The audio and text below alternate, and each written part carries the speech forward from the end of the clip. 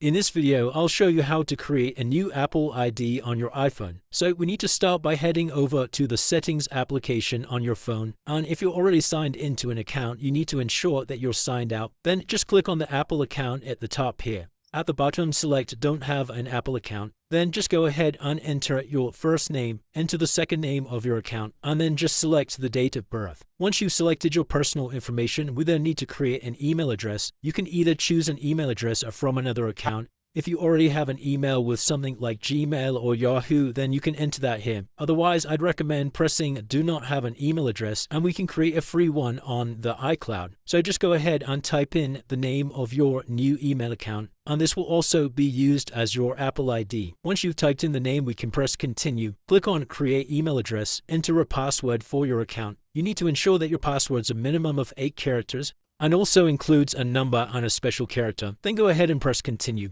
Then you'll need to enter a phone number. You can either continue with the phone number registered on your device, or we can select Use a different number, and then just go ahead and type in the phone number of your account. Finally, we just need to agree to the terms and conditions. And then once you finish, this is automatically going to sign you in to your new Apple account. And it's as simple as that, guys. If you did find this video helpful, then please consider dropping a like and subscribing.